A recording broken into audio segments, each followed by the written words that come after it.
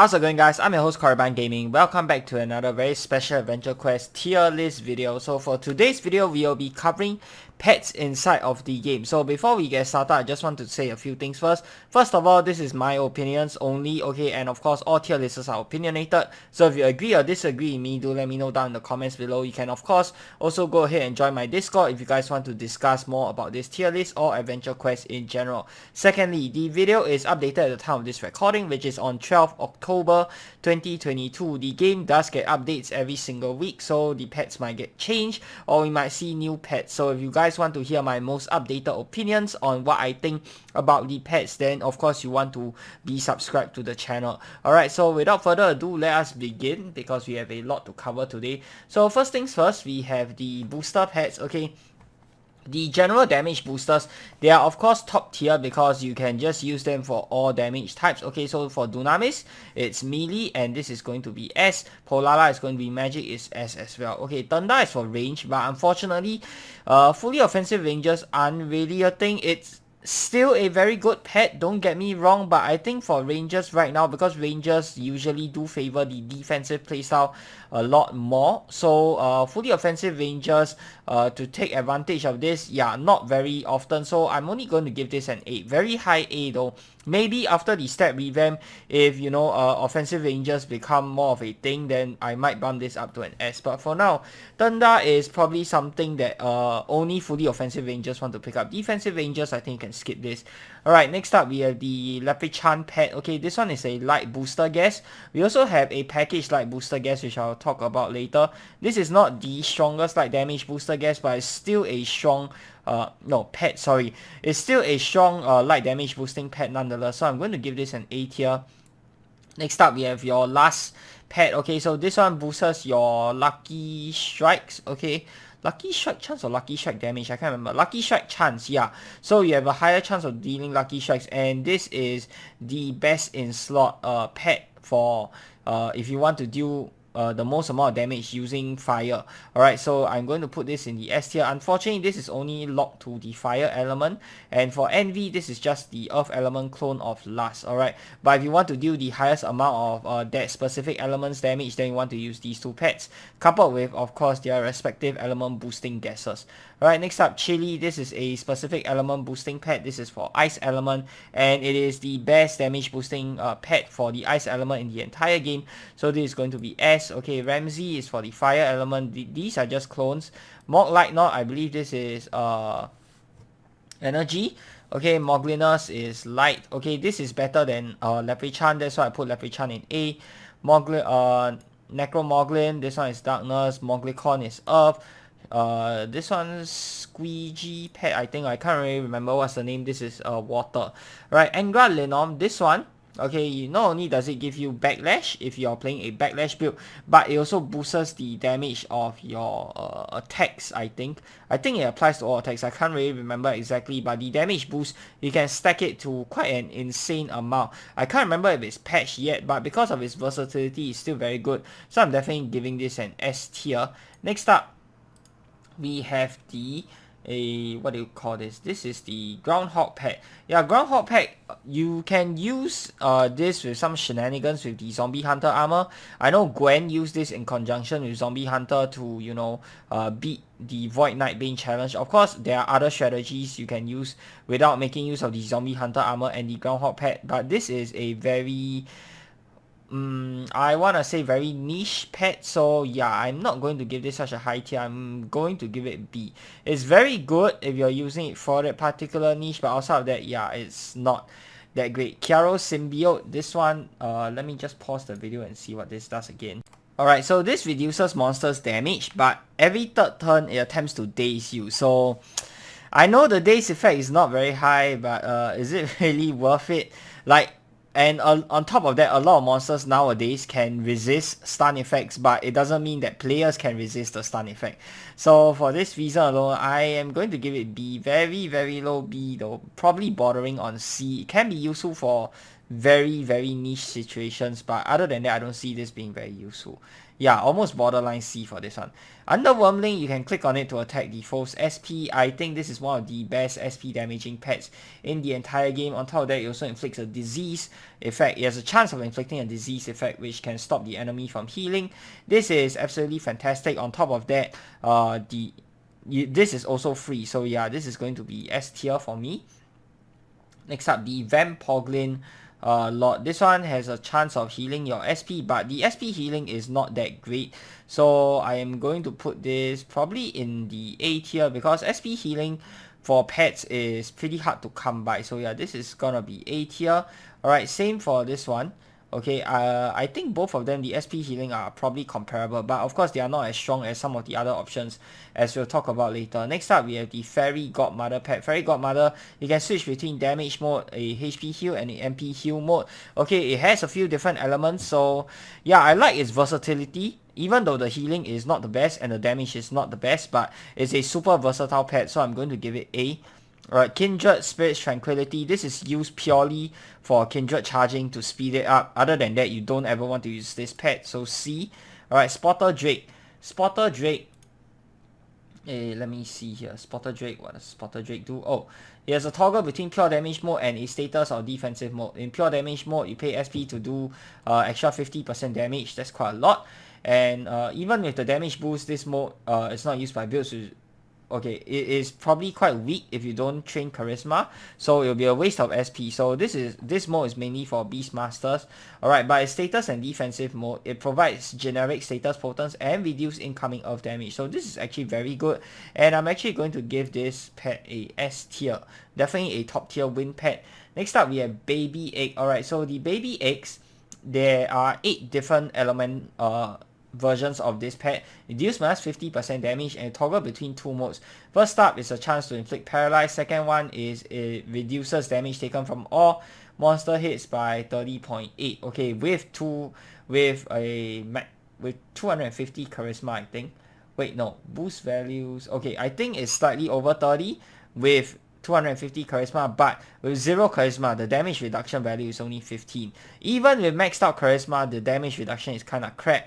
And because most bosses have stun resist nowadays, the paralyze is not going to be that good of a mode. So I'm going to give this a B, C. I'm going to give it a C. Yeah, I don't think it's that great. Right, Plush Nugget, probably not the right image, but there are some pictures here I really couldn't find the images or pictures of, and I don't own the pets, so yeah, some of them are just placeholder images. Hope you guys don't mind. Plush Nugget, okay, Mastercraft Fire Pet compresses a toggle that deals 100% damage, causes 150 SP at level 150 per turn. So the strongest fire pet in the entire game. Yeah, I'm gonna give it A because it is the strongest, right? I can't really give it anything lower than that. Next up, Flame Bot. So it has 3 modes. One is normal mode. Second one is overdrive mode, deals extra 20% damage, causes 31 SP at level 150. And the last one is hyper overdrive mode, deals extra 50% damage, causes 78 SP at level 150. So this one is just a little bit worse than Plush Nugget, but Plush Nugget is of course more premium since you need the Kickstarter, you need to buy the plushies in order to get this, whereas for Flamebot, it is also premium because it's from an ultra rare box, but it's, you know, easier and I think slightly cheaper to get, so I'm going to put it in the B tier. Go Hungry Infernal Mimic. Okay, it's a fire contract style pet and it is in the rare shop. So the fully sated mode, you deal extra 35% damage, causes 6,618 gold at level 150, and then the normal mode deals extra 15% damage, causes 2,206 gold at level 150. Again, another damage boosting pet, but worse than Flamebot and worse than Plush Nugget. Still not too bad, so I'm going to give it B, but yeah, for pure damage option, with just that small amount of damage boost, I don't really think it's that worth using. Alright, next up, Keyote. Okay, Keyote, 2 modes. One is full damage, extra 5%. Okay, second one is status mode, deals minus 50% damage with a chance to attempt to inflict paralyze for 1 turn. Okay, this is based off the monster's fire resist, and with how prevalent, again, stun bot freedom is in the game, I can only give this a B. Flareos, okay, damage mode, extra 5% damage, and status mode, okay, it deals no damage but attempts to inflict control on the monster. Okay, minus 20 save bonus, but again, freedom is a thing, so B tier. Rose in full bloom. I don't think this is the right image either, but I couldn't find one. Okay, 2 modes, full damage mode, extra 4.25 BTH, and then status mode attempts to inflict a power 2.5 burn and minus 20 BTH berserk effect for 2 turns. This is quite interesting. The burn, while not super strong, but the berserk effect is actually pretty good if you're running a dodge build. So you know what, I am going to give this probably gonna give this a B tier, because if you're not running a dodge build, the berserk effect might backfire. Alright, this is high B for sure. You know what, this might be A. Yeah, I don't think I can justify putting it with these other pets here. So this one is probably going to be low A, high B, somewhere in between. Death Arrow's cat and all of its elemental variants. One is the damage mode, extra 5% damage. Second one, status mode, attempts to inflict a elemental vulnerability for 1 turn, okay, based off the element of the Death Arrow's cat. This is honestly not bad, okay, for the elemental vulnerability, but it doesn't really do much else apart from that. I'm gonna give it A tier. Fae Wanderer, oh my god. One of the best pets to ever come to the game. If you have panic, or you should run this with panic, by the way, this can deal thousands of damage. We are talking 2 to 3 thousands with lucky strikes if you use something like optical mist. And on top of that, it can fully heal your SP bar and almost fully heal your MP bar. Okay, if you have lucky strikes, I'm pretty sure it's a full heal. So yeah, this is crazy. Okay, crazy pet if you run it with any panic effect. Unfortunately, it is perma rare from Frostville gift box, so if you don't have this, then too bad, you missed out on it. But if you have it, then yeah, by far the best water pet in the entire game. Definitely run this if you have it. Next up, Aqua Bot. Okay, just a clone of the Fire Bot, of the Flame Bot, so I'm not gonna go through this. B tier. Okay, Fruitcake Zard. 2 modes. One is damage mode, extra 5% damage. Second one, status mode, attempts to inflict paralyze. Okay, same thing, just clones of the other paralyzed pets. Okay, Cephalopod, damage mode, extra 5% damage. Status mode, attempts to inflict blind for 1 turn. The blind is actually not bad, okay, especially if you want to play with a dodge build. So I am going to give this A tier. The blind is actually pretty good. Yeah, but no, wait, this is based on monsters water resist.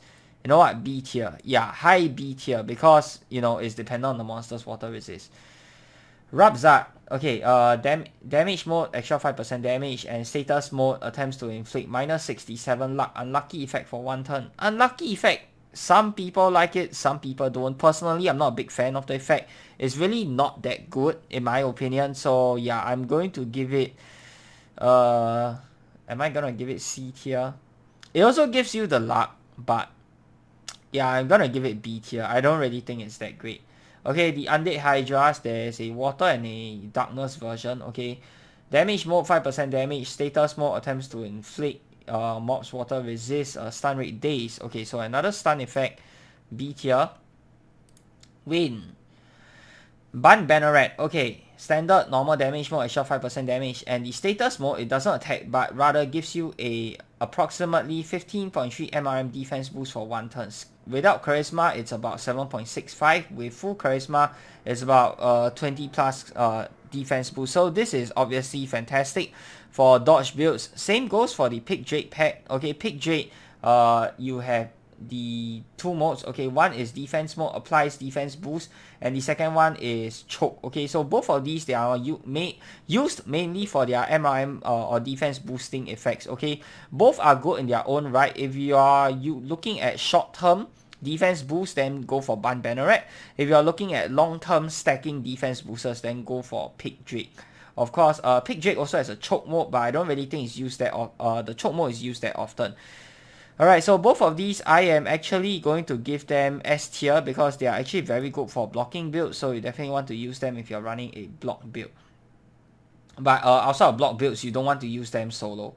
Right, so next up, moving on, we have the Junior Archmage. Okay, all pet attacks have a minus 15 BTH lean, and it compresses a toggle, deals extra 50% damage that causes 118 MP per turn. 15 BTH lean is pretty rough, especially you keep in mind right now, the pet and guest BTH is still tied to dexterity. So unless you're running a beast ranger, your pets are not going to land a lot of hits. So yeah, because of that, I am going to give this a C tier. So not a very good pet. Undead Beast. Okay, this is from the Necromancer armor. Okay, it is compressed inside of the armor, so that's definitely a plus point. So full damage mode, extra 20 BTH lean. That's definitely useful nowadays when pet BTH is still crap.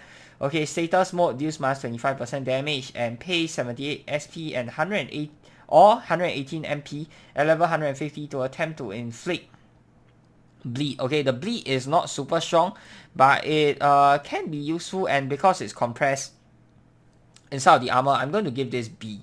Alright, next up, you have your jelly pets. Oh my god. Okay, so there is both. You can switch between an ice and an energy variant, and this pet can switch between 3 different modes. Okay, HP healing, MP healing, and SP healing.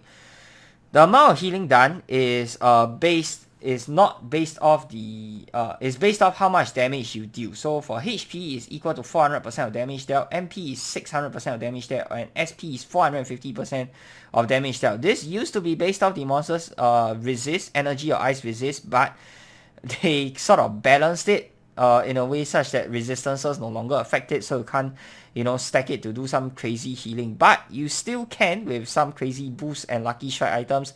So this one definitely top tier for healing.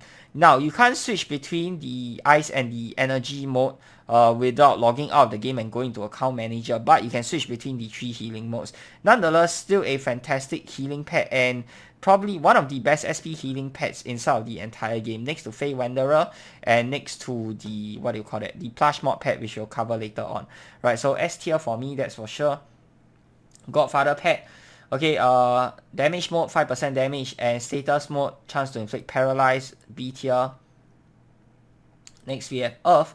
Glass Cannon. Okay, you can switch between Earth and Light damage. Is the best damage pet for both of these elements, but monsters deal extra damage to you to compensate.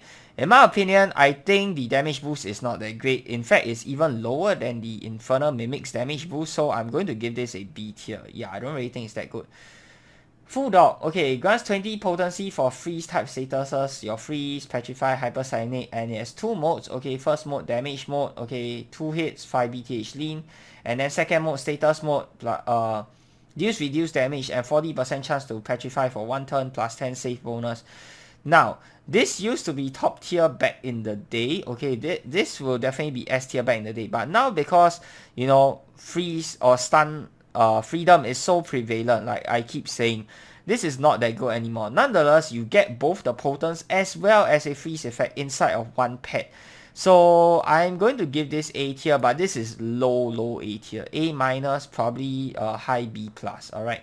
Woozard, one of the best Earth pets in the game in my opinion. You can switch between 2 modes. Okay, elemental vulnerability, or you can switch it to do the sleep attack. Okay, it deals no damage but attempts to, you know, stun the monster. And sleep is different from the other stun effects in the sense that it is permanent until the monster wins the save. So if the monster keeps failing the save, then you can get very lucky with it, and you can have the pet consume about extra 196 SP per turn to enhance either of the modes. So this is quite an expensive upkeep, but it makes both of the modes a little bit better. So this is probably the best Earth pet in the game right now. I am going to give it S tier because the elemental vulnerability is very good. You also have some flexibility in the sleep mode, even if it's not that good right now. Grotesque I Spy. This is the Morningstar Mastercraft pet. You can toggle between 2 modes. First one deals full damage, extra 5% damage, and second one, status mode, 2 hits, deals half damage, and it randomly attempts one of the following effects. One is a elemental vulnerability, the second one is defense loss. Because it's random, it's not that good. If you get the defense loss, it's not going to be very good, but the elemental vulnerability can still be useful. I am going to give this B because the second effect is random. If you can choose, then it'll probably be an A. Yeah. Energy. Okay, I couldn't find the image for this, so sorry, so I had to use the Chocolate Arctic's face. Alright, Hedgemog. It's a energy contract style pet, can toggle between 2 modes. First one deals extra 15% damage and causes 1848 gold at level 150, and second one deals extra 35% damage, causes 5545 gold at level 150. Slightly cheaper than the Mimic, but about the same damage boost. So yeah, B tier. Pikazat. Okay, one is a 5% damage mode. Second mode, again, it's paralyzed. Okay, based out on monster's energy resist. And then we have the Blood Ruby Rose. Okay, this used to be very good. One of the best pets in the entire game back in the day, back when Freedom wasn't a thing. I know Zeru Phantom made a video showcasing the Blood Ruby set. Okay, so full damage mode, extra 4.25 BTH, and status mode, chance to Rubify for 1 turn. Rubify is basically Hyper Salinate, if I'm not wrong. So yeah, this is a B tier. Alright, and then we have Thunderlord's Ravens. Toggle between 2 modes. First mode, full damage, extra 5% damage. Second mode, deals minus 50% damage, and you pay 13 HP at level 150. Attempts to inflict burn, okay, and it has minus 20 save bonus. The burn can stack up to pretty high numbers, so this is actually pretty good, okay, for the burn effect. I'm actually going to give it A, and of course 13 HP per turn, that is a negligible cost. Alright, so A tier for me. Dogzilla, 2 modes, full damage mode, extra 5% damage, and status mode, 2 hits, attempts to inflict light burn. Power 2, this is not that great, so I'm going to give it B tier. Yep. Gilded Lepre-Chan, 2 modes, first mode, extra 5% damage. Second mode, attempts to inflict blind, okay, based off the monster's light resist. Niche because it's based off the monster's light resist, so if you're facing off against a light monster, this might not be that good. I'm gonna give it B. Stunning Diamond Dog, okay, deals full damage for the first mode, extra 5% damage. Second mode, attempts to inflict paralyze. Another stun pet, so B tier. New Year's Ball, first one, 5% damage. Extra 5% damage, sorry. And second one, excuse me. Okay, deals half damage, and if at least 1 hit connects, applies plus 15.7 defense boost for 1 turn. If you have 250 charisma, without charisma, the defense boost is only 7.85. This is worse than the other pets because this is worse than these 2 pets because this actually has to rely on the hit connecting. If it doesn't connect, you don't get the defense boost. So I am actually gonna put this in C tier because of the pet BTH shenanigans right now. Yeah, this is C tier. If you don't land any hits, sorry, this is just a horrible mode for the second mode. Alright, Aberrant the Exile. Okay, the strongest darkness damage pet in the entire game. You pay 70 HP to deal extra 50% damage. This one, not too bad, but I'm gonna give it B tier. And then you have your Model 294, okay, first one, extra 5% damage mode. Second mode, attempts to inflict Darkness Elemental Vulnerability. Alright, this one, I am going to give it a B tier. Okay, why this is B and not A is because this is only Darkness. Whereas for the Death Arrows cat, you have different elements to choose from. Okay, but of course you have to get different element versions of the cat. Alright, but this one only darkness, so that's why it's only getting a B. If you have more elemental variants, I probably might bump it up to an A, but yeah. Next up, Plush Mod. Okay, super good SP healing pet as well. If you don't have the jelly pets and if you're a huge casher, you just want a very good SP healing pet, you can consider buying this, so S tier. Undead Sneak, okay. First one, 5% extra damage. Second mode is attempt to inflict paralyze, so another stun pet, B tier. Undead, okay, no, I didn't talk about this. Okay, Lavender in Full Bloom. This one, extra 4.25 BTH for the first mode. Second mode, attempts to inflict blind for 2 turns. So same as the other blinding pets, B tier. This is based off the monster's dark resist, so yeah, niche. And then now we have your Juvenile Void Dragon. Okay, this is, I think, the only pet in the entire game that inflicts void damage. For that reason alone, it's getting an A. Yeah, void damage, monsters standard void resistances are 200%, with a few exceptions of course, but yeah, generally void damage is pretty good, so I'm going to give it A tier. And then now we have Retro Twilly. Retro Twilly, it doesn't do any damage, just use your HP, and it has a 20% chance to deal extra 25% damage. Same for Mookie Twilly, which is just a clone of this. So this one, The healing, I don't know, man. It's only 20% chance to do more healing, so I'm going to give it B. And apart from healing, it can't do anything else. Alright, and it's only HP healing. Plush Twilly. 2 modes. First mode full damage. Second mode heals your HP. So this one has 2 modes. But is it that great? Is the healing that great? I am going to say no. Because you only have damage and a regular heal. It's really nothing special. So yeah, B tier for me. And then next we have Mana Golem. Okay, it's a neutral pet. You can toggle between 2 modes. First mode deals full damage, extra 5% damage as Mastercraft. And the second mode, Explosion mode. Attack is plus 10 BTH lean and you get another 4.25 BTH as part of the Mastercraft. You deal extra 50% damage and causes 30 HP per turn. The thing about this pet is that it all of the hits that it attacks with is random element. Okay, on top of the 8 standard elements, you also have heal element and harm element. So yeah, it's very, very random. The pet can either damage the monster or heal the monster if you're unlucky. Okay, it can also do harm damage. So yeah, very, very random pet. And because of that, I can only give it B. Of course, it deals a bit more damage and has a bit more BTH than usual. Because of the randomness, but yeah, it is not very good generally because you don't really want to, you know, hit with random elements. So B tier for me. Next we have Scarab. Okay, Scarab, let me take a look. Where is Scarab? Scarab, okay, provides 20 save potency for bleed effects. C tier, this is rubbish. Okay, and then next we have, this is Riftwalker. Okay, Riftwalker, 2 modes. First mode, Daze. Okay, 2 hits plus 10 BTH lean, deals half damage, attempts to inflict, basically stun. Okay, second mode, defense mode, deals no damage and applies a plus 34 MRM defense boost against fire attacks for 1 turn.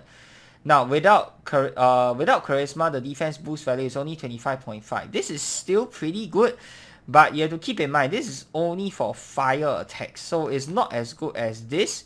These two are blocking booster pets because these work for all elements. This one is only for fire. So because of that, I am probably gonna give it a B tier. Yeah, not that good. And then we have the Emerald Golem, which is the newest pet that was actually released. You guys can go ahead and check out this week's or last week's Adventure Quest video to see my opinions on this pet. Okay, so this one, it increases the monster's wind resist all the way up to a maximum of the monster's earth resist. Okay, this had a lot of potential, but because it's capped by the monster's earth resist, it's just not that great. So B tier for me.